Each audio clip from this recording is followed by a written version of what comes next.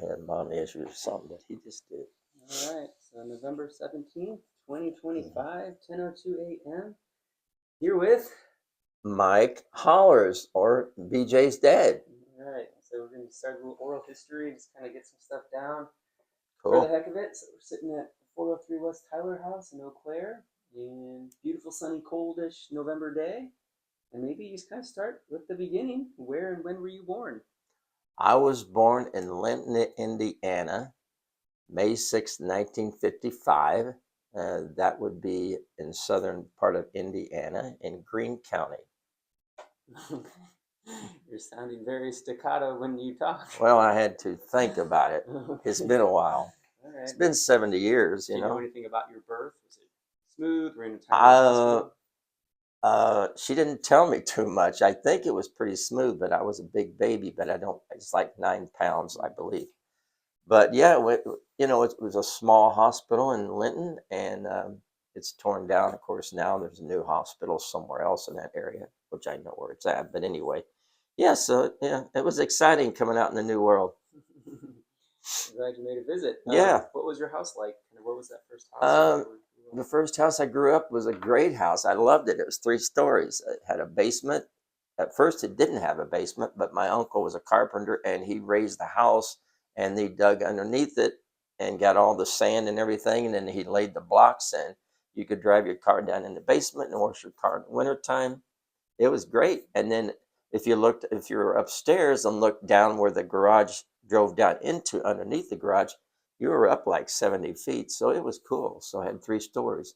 I mean, for a country house, it was really neat. It was probably built in 1920s, somewhere like that. My dad bought it off another guy that owned it, and he had horses that somehow they got some disease. It's called lockjaw, and they had to just sanitize, or not sanitize, but the ground can keep lockjaw, germs in the ground for 7 years. I remember him telling me that. So I don't know anything else about it, but I loved growing up there. So was it? Do you remember the address or anything else, or what your room was like, or how long were you there for? Well, my first room was downstairs, and it was just a bedroom. I always liked laboratory stuff, so I always wanted to be a scientist and all that. So at Christmas, I always got laboratory equipment, and I could make ink and I could make things like that.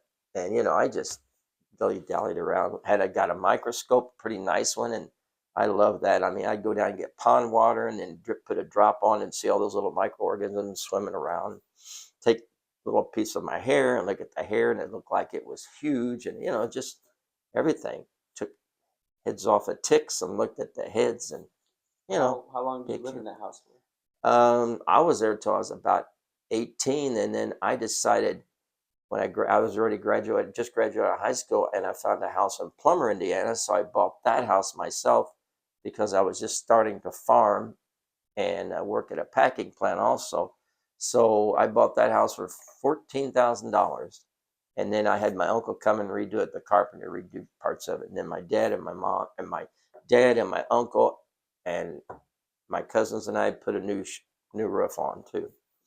So I want to hear more about that growing up then. So how many acres? What was being farmed there? What did you do? What was the summer like there? What was the winter like there? Okay, we had probably we owned about 170 acres. That's what my dad owned, but we farmed additional acreage, which was about 500 to 600 acres, and that was kind of a lot back then.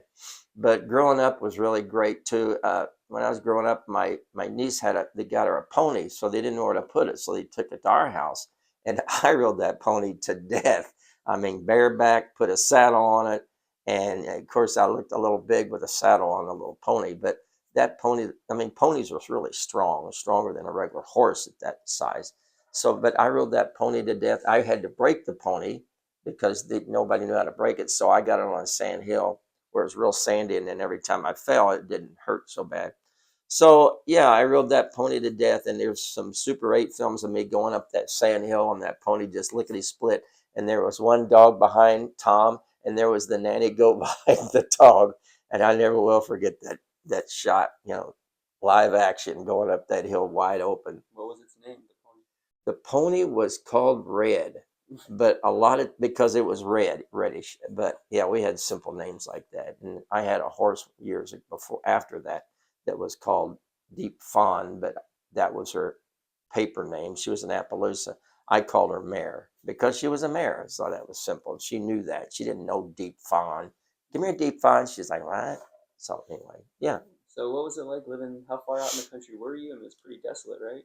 Yeah, 4 miles south of Lyons, which Lyons was only about 1,000 population then. Now it's only 650 or something. Excuse me. But yeah, 4 miles south of Lyons, and I loved it there because uh, you could look down and see the river about a mile and a half, 2 miles down where the trees came around the circles on down. You could follow the trees and you'd end up at the river. And I always used to walk straight across the fields with a rifle. Always had to have a rifle, over my shoulder just to plink at things, throw sticks out in the river and shoot them and things like that. But I would walk there if it was snowing, blowing, cold, hot. I'd walk to the woods and just be out there with nature a lot. Yeah, it was great. How? What do you know the address of the house? You know what? I forget the address. I really do. I remember the phone number was 6592615. But before that, we had the old phones. Excuse me, you get that when you get old. Got to clear your throat. Where you sit there and you ring it like this and call the operator and put the big phone up. But I was really young. I just remember that vaguely.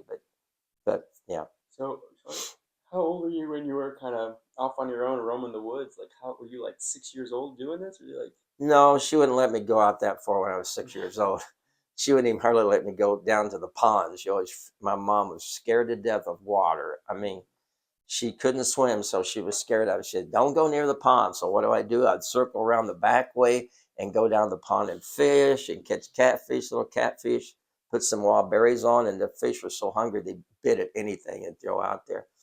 And it was just a good time. I fished. I I hunted for squirrels, deer or squirrel hunted. I did all that little stuff, and I had a pellet rifle and just I hunted, and then we ate squirrel. Sometimes we didn't have to, but that's what people did back then more so, and rabbits too. So tell me about your mom, your dad, sister, if you want. Um, my dad and mom, yeah, they were.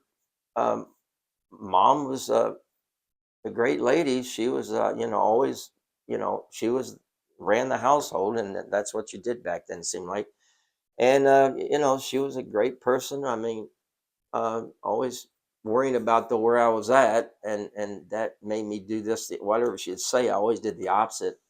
We had an old stripper pit that was about a mile up the road, and she says, "Don't go near that pit because there's a big hole there, and it just keeps caving in and keeps caving in. It goes underneath our farm, actually, the tunnels way back then." So, you know, I'm like, wow, that'd be cool to dig in our field and all of a sudden come up with this old abandoned tunnel. But I don't know if it caved in or what. But what would I do? I would ride that pony up to the mine and look in that hole and look around, and the people would throw trash in it, and it would eventually go away because it just kept sinking and sinking.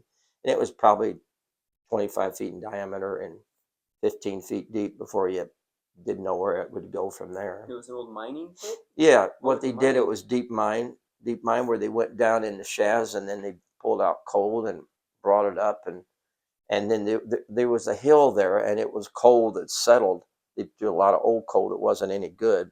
It would settle, and it was probably 25 feet high and probably big as this yard here that we live What now. about your dad? My dad, he was a grain farmer. He when he was about 19, he ended up in construction and ran heavy equipment, mainly dozers, but sometimes payloaders too. And eventually he made enough money to buy that farm that I grew up in. And that was, he bought like the 170 acres, and then he farmed. And then eventually, that's how I got into farming. He was a real good dad, just like mom was, but every once in a while he had a temper and it would flare up. And if you were in the way, you better get out of the way because he would go off. And he just did. It was about once a month thing. So that kind of kept me just a little on the anxious side because I knew it was going to happen again down the road. And whether it was Whether it was my neighbor come up sometimes, uh, that was Morris White was his name. He was an older gentleman like my dad, and he came up one time and said something to my dad, your pond just broke loose and water's in my bean field, and I'm going to see." And my dad was a little upset about that. He said, "Well, you know what, Morris, there's not that much water in your bean field." And he picked up a baseball bat that I had in the yard. And he said, "If you don't leave right now, the baseball bat's going to go through your window." And he backed out of there in that pickup truck like you would never believe. And they never talked for years, just like the Hatfield McCoys there on that one. So then I couldn't play with Tony, which was 2 years older than me. I couldn't play with him because the two dads didn't get along, even though we always waved in kind of, you know, was in good terms.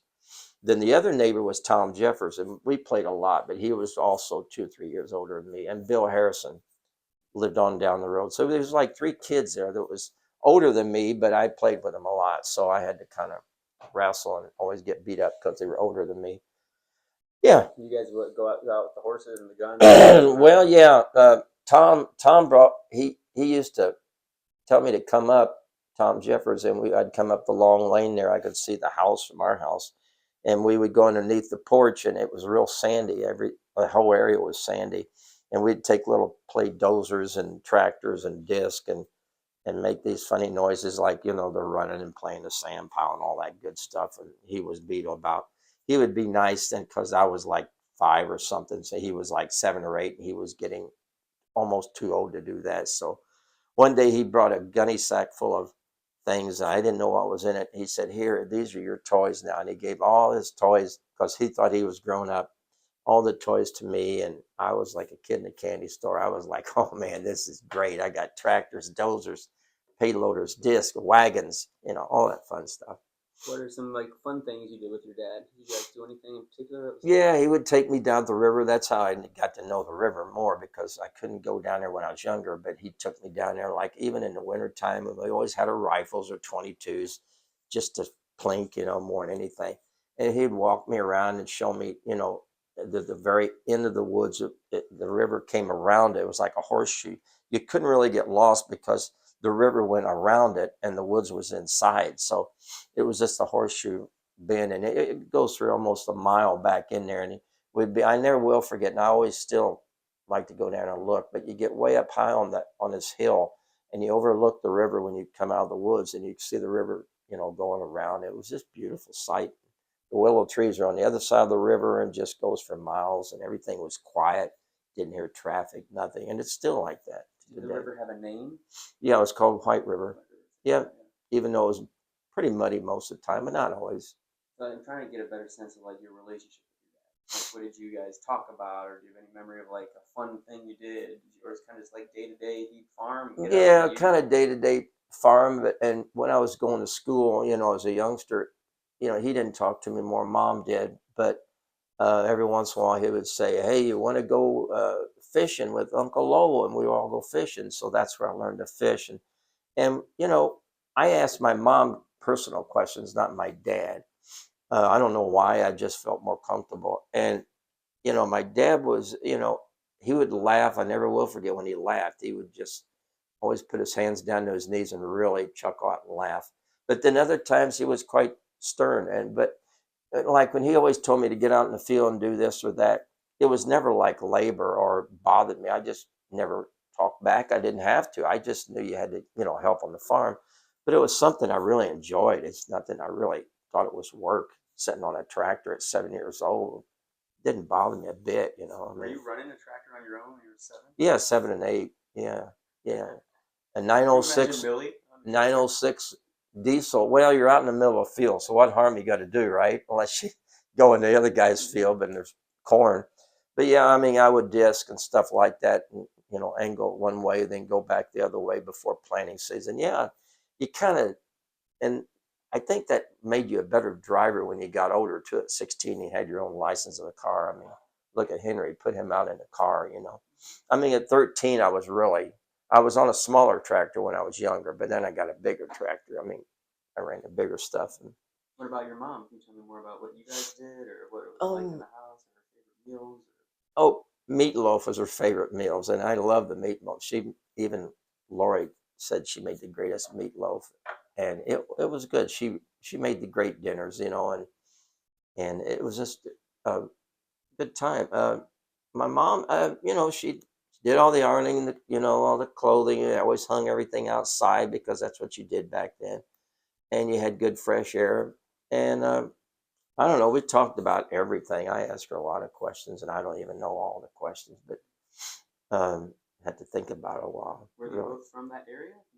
My mom grew up in Colleen, Indiana, which is a little dinky town in the middle of the hills, hill country, kind of almost like hillbillies. And my dad just grew up on the other side, which was about 9, 10 miles away in another hilly area called, well, it was east of Bloomfield, Indiana, which is, about 4 or 5 miles east of Bloomfield. And it was really hilly and bluffy and just really beautiful out there. How did you meet? Do you know? I don't know how they met. That's a good question. I never did ask. I never really found out. Anyway, they met and got married at 19. And I think my mom was 19. My dad was about 20, 21, I believe it was. What did you do like after a long day of working the farm? Or did you kind of sit in this chair and read newspapers or magazines or watch TV? Or what did you guys do when it was kind of not working time? Well, he read U.S. News and World Report a lot. He got it in the mail, and he was really into like watching politics and watching Walter Cronkite. And the Vietnam War, he always worried I'd end up going there if it didn't end because he was like 58,000 soldiers got killed there, and he worried about that. But yeah, we'd sit around and watch on Sunday night. We watched Bonanza, we watched Daniel Boone Was a Man, and we watched Disney, which he didn't watch much of that. I did, but yeah, that was the big Sunday night movies. We always watched that together. And mom, and also on Saturday mornings was my favorite time too because when I was really little, I'd watch Rin Tin Tin, Roy Rogers, The Lone Ranger, and all those good movies that you wondered why you even watched them now. But really, when somebody got shot or bang bang, the horse always fell and the rider fell. Now, why did the horse fall? Who knows? That's how they got down. But you never saw blood or anything or no gore. You just saw them shoot, bang, and they fall down and they're dead. One of those things. But yeah, my dad was, he was a good guy most of the time, but he had a temper. And my mom was an easygoing, nice lady, and everybody loved her. You know. What about your sister? My sister, well, she was 14 years older than me, so it was like I really didn't know her most of the time. But when I was born, there was a lot of pictures. Here she is, 16 or 17, rocking me, and here I was a little guy, and must have been some love there or something. And then later she went to college, and then I didn't know her then, so I really got to know her after, she got married to Gary Shepard, and then they had a baby.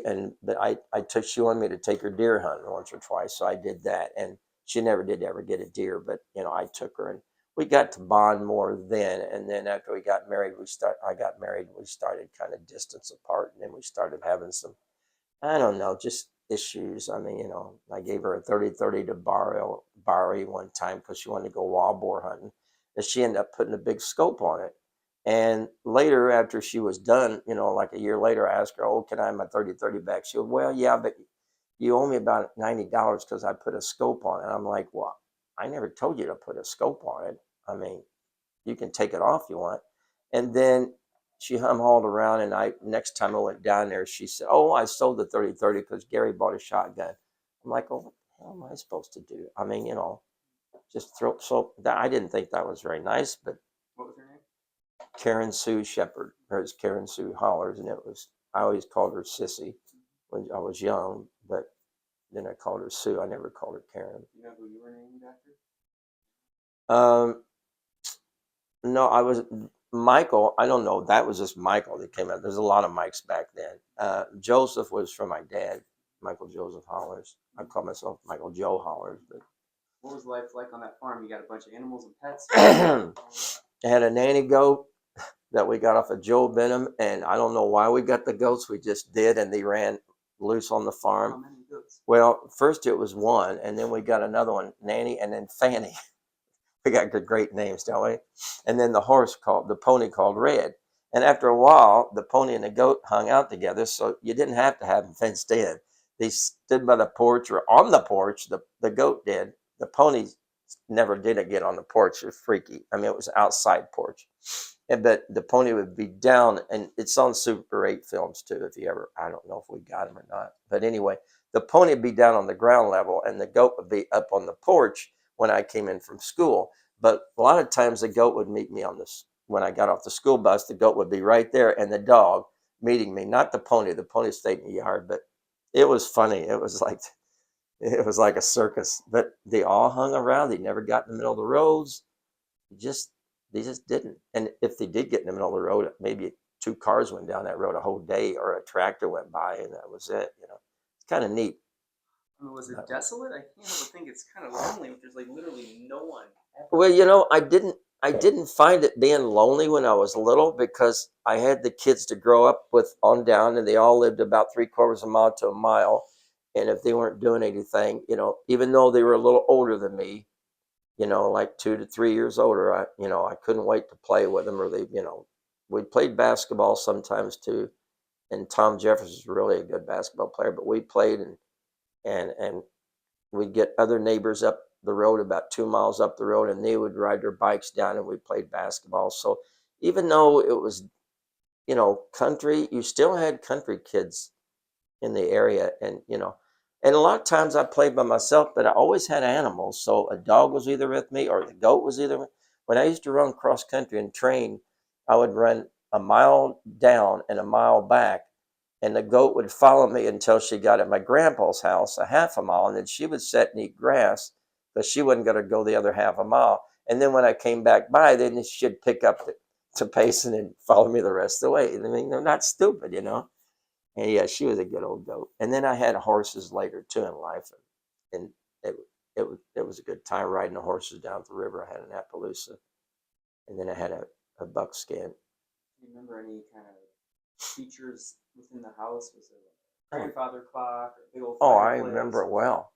Yeah, you walk in and you had a smokehouse, and that's where they used to hang the meat and smoke it. But yet we didn't do that because it was later, and we hung our coats and our hats and all that, and toys or whatever in there. It was kind of a cold room. Then you walk on in, open the door, and there was the kitchen, a big kitchen. I mean, it was like, oh, these two rooms together. I mean, if I say it was probably 15 by 15, pretty big kitchen. Then you go into the living room, and it was straight across, and it was a nice sized room too. And then to the left and then you look out, and there was the picture window, and you could see where you drive underneath the garage. You could look and see, it was pretty high then, but you could look out and see the valley, and there was corn, beans, wheat, or on past that about a little more than 3/4 of a mile to a mile was the woods and wilderness, and that's where the river followed all down through there. So it was really a great place to grow up. And there was some bad times, but when Dad got mad or upset with my grandpa, because they would get into it once in a while, and sometimes you don't want to take it out on us, but most of the time things were good. I mean, things were, pretty good. At least I thought, but that's the way I grew up. You said your grandpa lived, he's a neighbor of yours too? Yeah, he lived a half a mile away. So your dad's dad lived half a mile away. Yeah, and yeah, lived half a mile away, and he had a packing company, for cold meat and stuff, and he sold that, and his brother ran the bank. He was the head honcho of the bank, and my grandpa always told his brother, "Don't let Joe borrow too much money, 'cause I don't want to see him get in debt and go under." So he wouldn't hardly let him have any money. So anytime his dad wanted a tractor, he wouldn't get it. He wanted this, a disc he really had to have. Now use the old disc, and you'll get by. Well, that would make Dad and Grandpa kind of get into it once in a while, until my grandpa's brother died, and then Gene Falk came in and ran the bank. He was great. He let us borrow all the money we wanted, and it was great. And my dad never once got in debt too deep. And then I came along and started farming, and I bought a new tractor, no problem. Gene, and we knew Gene Falk was great. Um, and then I bought a new planter, another 12,000, no problem. And of course, Dad would co-sign, but where my grandpa wouldn't co-sign for my dad, so it was kind of that kind of stirred up Yeah, what stuff. was that about? You just wanted control over them? You just wanted to. I don't know because he always said that Uncle Wayne was the favorite boy, and that pissed my dad off too. Uncle Wayne was a favorite boy. Uncle Owen, that lived up 100 miles away almost at in Indianapolis, why he always helped Laura in the kitchen, or which was my grandma. He did the dishes, stuff like he really wasn't out in the fields much. So Grandpa just kind of pushed him aside, had nothing really to do with him. I mean, he had talked to him and knew he was nice, but it was like the third guy that really didn't matter. And then my dad was second, but Uncle Wayne was going to be the best at everything. Well, Uncle Wayne was nothing. I mean, he couldn't he couldn't hardly run the feed mill. He had a feed mill, but he farmed too and had a lot of livestock. But he bought the farm off of my grandpa, so he just moved over into that. So What was you the know, birth order? Was it Wayne, your dad, and then Owen? it was my dad was first. He was the first oldest, and then Uncle Wayne, and then Uncle Owen. Yeah, that's the way that works. They were about like four, seemed like 4 hours or 4 years apart. So yeah, so that kind of always teed Dad off, and oh, Uncle Owen's Wayne, but Dad and Wayne always got along, and but Wayne always looked up to my dad. He always looked up. My dad never looked up to my to Uncle Wayne or me. Dad was kind of like top dog, but it was always Uncle Wayne that was the greatest. I remember all this stuff now. It's all churning up in my mind. What about school? What school did you go to? How'd you get I there? went to L&M school, which was a brand new school they were building a year before I went to first grade. They had the dozers and everything and clearing off this big hill where they found out a lot of Native Americans lived there at one time because they found a lot of Indian rocks and things like that. But anyway, they were building the school and they got done with it like 6 months before I went to school. And it was called L&M, Lions and Marco Consolidation. And Lions School burnt down to the ground. My sister went to it, and it burnt down one night. And Marco School also burnt down. Uh, wasn't Ku Klux Klan or anything. It just happened. I mean, back then, and I really liked. I remember the one at Marco, little town of Marco. It was a neat old school, but and the way you got out in case the building got on fire and the kids got out, they had a big tube that's like a wet and slide. You come out a window and everybody would slide out on the third floor and go down that thing and hit the ground. Well, only trouble they had to lock it up because too many kids play, during the day they wanted to slide down the dang thing. But it never, when it burnt down, it was in the middle of the night. Of course, you couldn't put it out. I mean, fire trucks back then took them forever to get there and all that. But What was school like for you? Remember anything about your first day or early first years? day, I was Kindergarten? nervous. I remember the first picture my mom took of me, and I had my little sweater on, and I'm like this smiling, and it was hard for me to smile for some reason. Always hard for me to smile. And I just remember I was nervous, but then Miss Wells was a great teacher, but she also had a temper, and that was my brother-in-law's. It was his niece, I think, or not niece. I don't. Anyway, they were related. Her name was Mrs. Wells. But if you didn't make a really good grade, she would shake you. And just, I remember one time I made like, I didn't make 100 on the spelling test, and she would say, "You got to do better than this. You can do better than this." And she would shake, and you're like, and I mean, she did that to everybody. I mean, if you didn't make a perfect grade, and talk about post traumatic stress. I mean, you couldn't do that nowadays. You couldn't even touch a student. That's what she did. And Was that kindergarten or first that grade? now was first grade. That was the first year you went straight to first grade. There was no Well, kindergarten. we had kindergarten at church, but it was mainly playing in the sand pile in the church in a little box. And then once in a while, we would sit in this little bitty kitchen area with a table about like this and talk about, little biblical things, about the Bible, simple stuff. And that's all. Yeah, no preschool, no kindergarten, just boom in the first grade. My sister was nice enough though when she was before I got into first grade, she bought me some simple little books, See Sally Run, Run, all this, and I would try to read them, and she would help me a little bit. But then she kind of, I guess, lost cause and just got on with life because she had a little one named Eden, my niece, which is usually a pain. But anyway, yeah. So I went to school, and she was okay, Mrs. Wells, but I couldn't wait to go to second grade because Miss Foster she was a gem.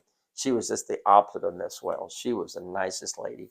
She made you feel so good about school. Mrs. Ray, third grade, excellent teacher. Mrs. Louis, fourth grade, uh, more than awesome. But when she got mad, and there was only one or two students that would get out of control and so on, she would pick them up like this, and their head would be here, and the feet would be this way, horizontally in her arm, and she would walk them to the principal's office. She wouldn't hold them by their hands. She would just grab them and take them to the principal. She'd take off her shoe and then watch Mr. Brown had to watch, and she would whip them with her shoe, like one or two whacks.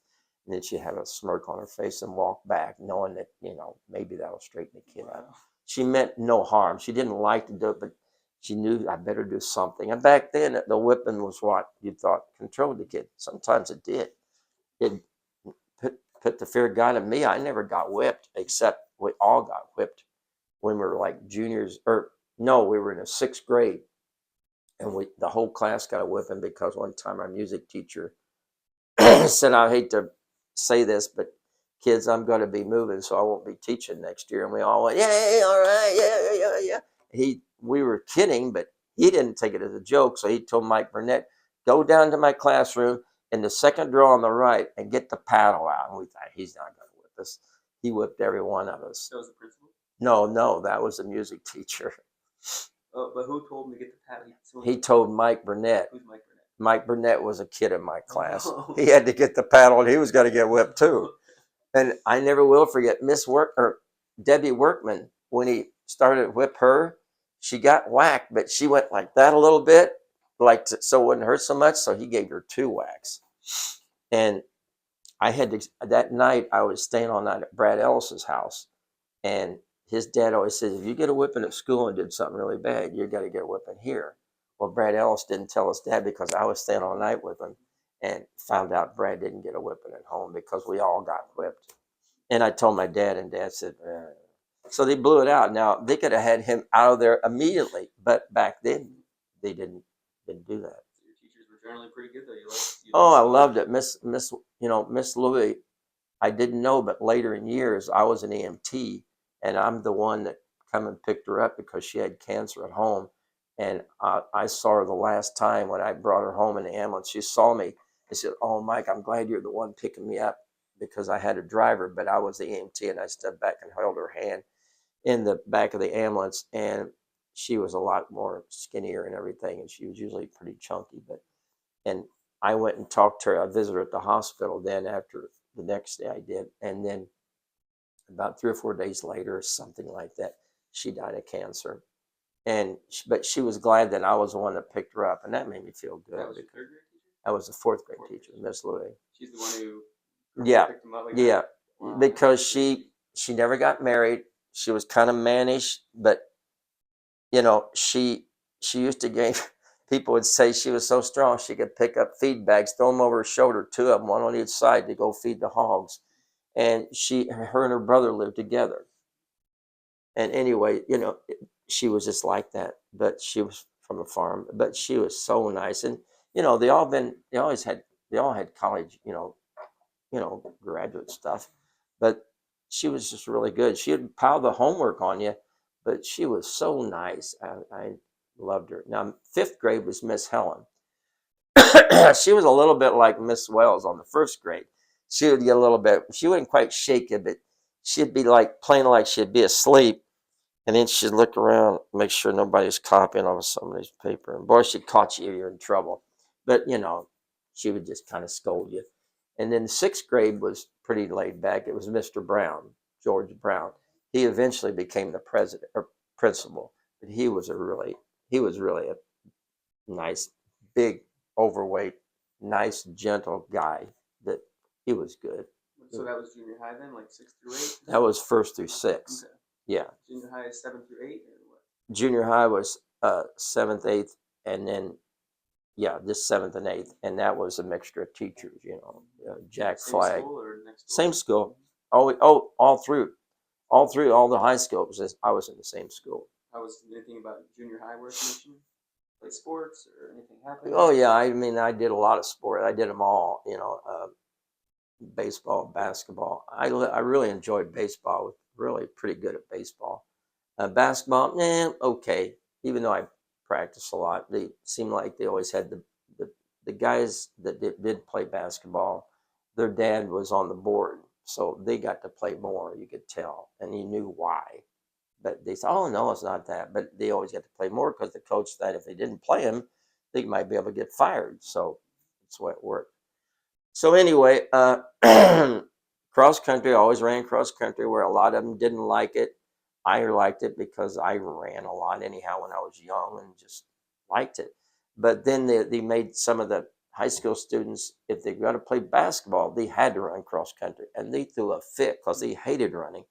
But they thought it would get them in shape. And, they were awful at running. I usually got second or third in the, school, and then we ran it against different schools.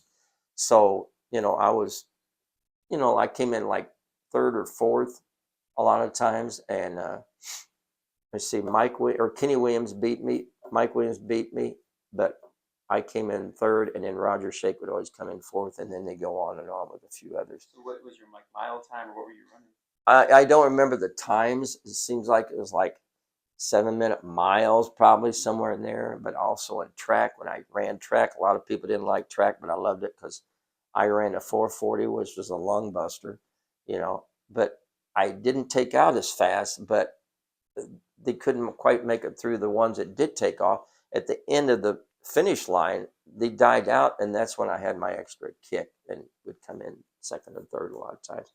Once in a while, first even. And then I high jump too. Of all people to high jump me, short me, but I out jumped my height by 4 inches, and I was like 5'7", so it was like 5'10", I think. But I practiced high jump at home because I built one, and then Tom Jeffers would come down, and we had an old bed mattress that we would land on. We'd jump it. We had old horseweed sticks because they would break easy if you hit them. That was our pole. And then later we built little 2x4s and split them and made them. I jumped over them. I hated pole vault. I could not pole vault. I go up and then I go right back down. I never could make it all the way over. I just, in my mind, I'm afraid the pole was going to snap. Roger Shake was good at pole vaulting. What about high school then? Well, that was starting my freshman year, about some of that stuff. Uh, yeah, it same. I did all the sports, except later in basketball. I thought, if I'm going to sit on the bench, I'm not wasting my time. I'm like the first year I did, in my sophomore, junior, senior, I didn't play basketball, and it was really kind of nice. I kind of was free will to do. But I ran around with Larry Stallings, Randy May, and and all those guys, and I had a little more freedom then, so I did what I wanted to. But then I knew I was going to play baseball and track and cross country, and that was enough then. And I was in FFA too, which is Future Farmers of America, which I enjoyed that.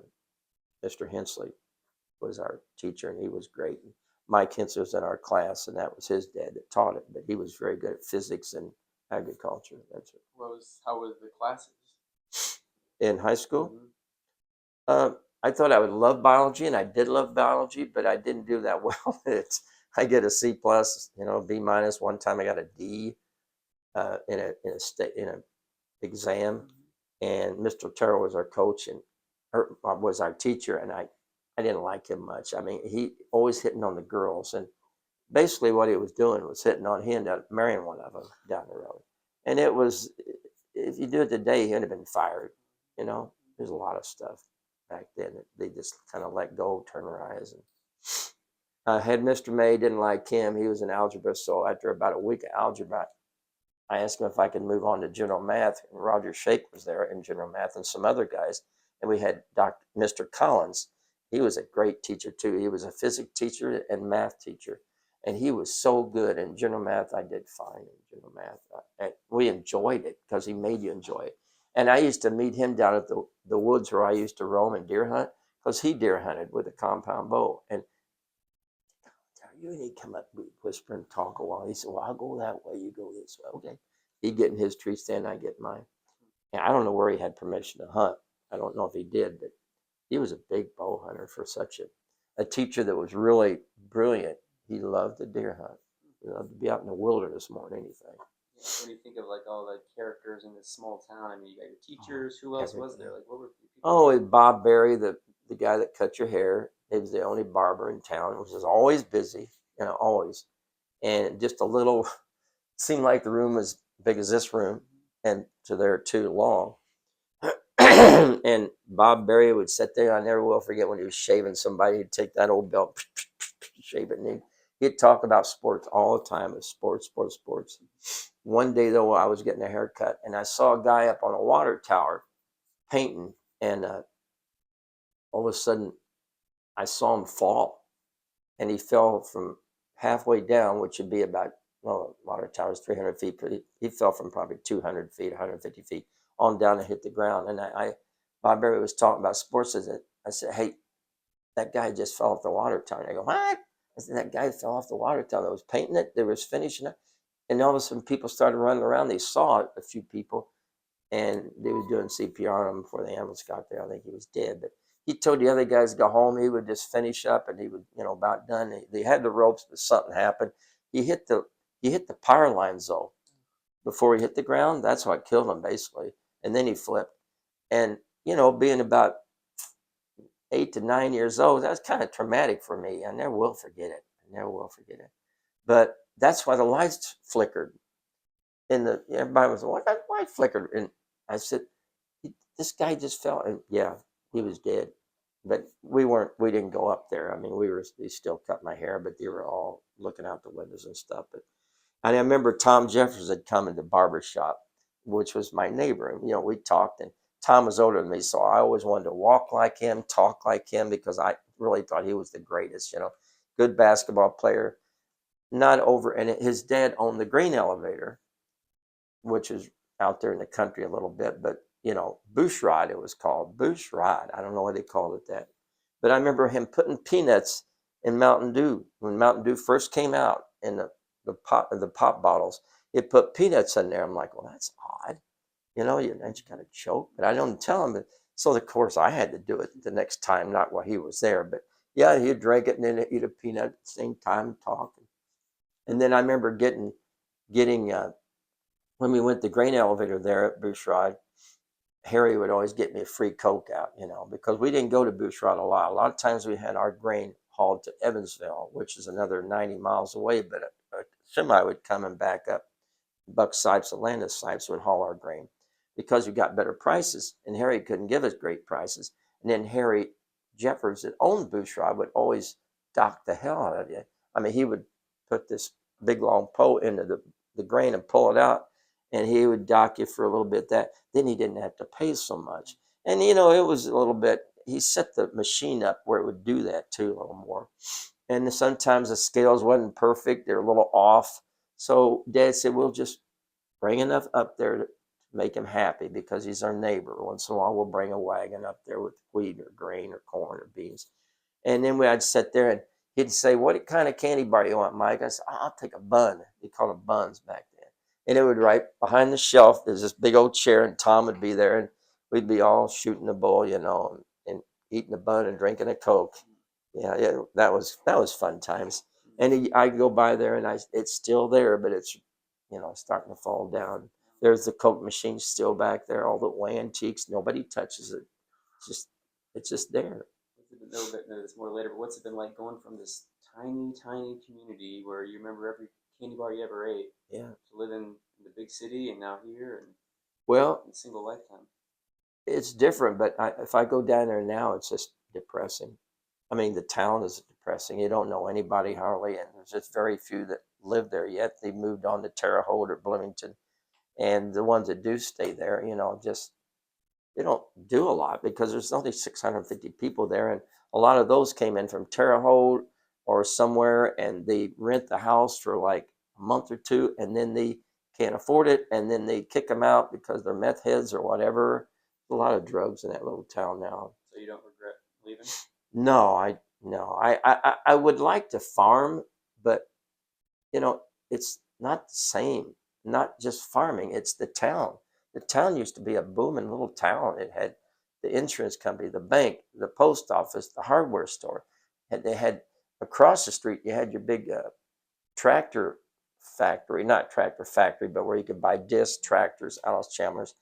All that got burnt down. And then on the other side, like I said, and the grocery store that my dad's cousin owned, it was so homey. And then you had the big medical center right there by it that Dr. Powers started, and it's still there. It's not big. I mean, it was big to us because you were so close to doctor or dentist, 4 miles away wasn't bad.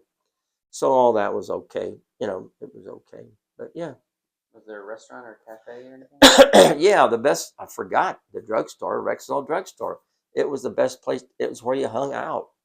I mean, you hung out there when you were young, and we did have a pool hall down the block too a little bit, and that lasted about a year or two, and then nobody played pool much. It just kind of went up. But anyway, yeah, and then we had Buck Mollis, was the veterinarian, and he got killed later in life. He driving and ran under a semi trailer that he didn't see because it was raining, and it took his head right off. It just took the cab right off, and the dog was in the bottom, so the dog survived. It took him right off. His head was hit the back of the toolbox on the back through the window, and I remember having to move all that stuff out and seeing where his head hit the so Why were you hard. moving it out? Well, I was with my brother-in-law, Gary Shepard, and Gary and Buck Mollis was really tight. They were really good friends, and Bill Powers, and they all went to school in the same class. And for some reason, we had to get some things out of the truck, and we had to pop the tool and get the tools and all the syringes and get all that out. And there was where his head, boom, hit that, killed him instantly, of course. No head. But yeah, but I grew up, and then when, like in the 71, 72, you cruise through town a lot, you drink a little beer.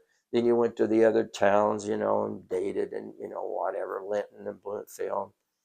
All around, it was a good time to grow up. I mean, the 70s was a great time, had great music, Steppenwolf, Fleetwood Mac, Rumors. The Eagles were great. I liked them. It was just a good time to grow up. I was like 17 through 27 in the 70s. 5 you were born in?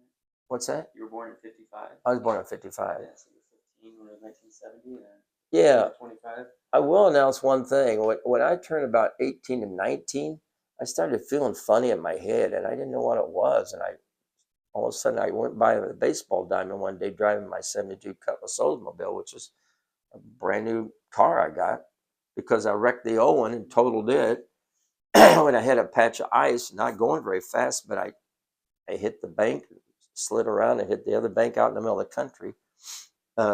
We got a new car, and it was $3,200, brand new Cutlass Olds with racing mirrors, but no 4-speed or anything, just a regular nice car. But yeah, I remember I got a twinge of something. I didn't know what was going on. And I went to the doctor. He said, "Oh, it was your sinus, and all that." And he gave me this medicine. And I took for 3 or 4 years. Finally, my sister started seeing a psychiatrist, and I didn't know why. And it was for depression. So I thought, well, my God, if she can go to a psychiatrist, I think it was Lori's mom actually said, maybe I ought to see a psychiatrist. I think it was that way. So I went and saw a psychiatrist, and he said, "Oh, I think you have agoraphobia." I'm like, "You mean I'm allergic to the farm?" And he said, he said, "Agoraphobia." No, that's like you're just afraid of open spaces. It's anxiety disorder.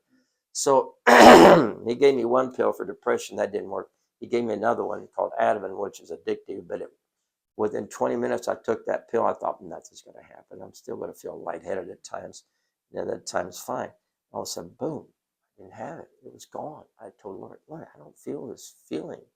I feel normal. First time in 6 years. So I was on medication the rest of my life, and I still am for anxiety. So I've been not on so much of, benzos or anything. I'm on antidepressant plus a little bit of they call clozapam or clonopin, and that helps fine. But I don't know what would happen. I noticed when I drank a beer, it would calm me down. I could have been an alcoholic, but I knew that wasn't the right answer, even though a lot of my friends were alcoholics down the road, because it got to be a more depressing area when we got older, things started dying out and going away.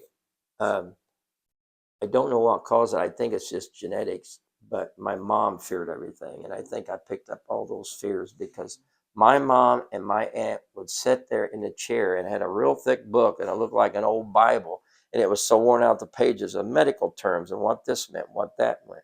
The reason for it, because my mom or my aunt, which is my mom's sister, she was kind of sickly a lot and she had different things and she had a surgery that about killed her, but they had to take her gallbladder out and she would gain 26 pounds of water and they'd have to somehow get the water out. I don't know how they did it. They would go to Vincennes Hospital and do it.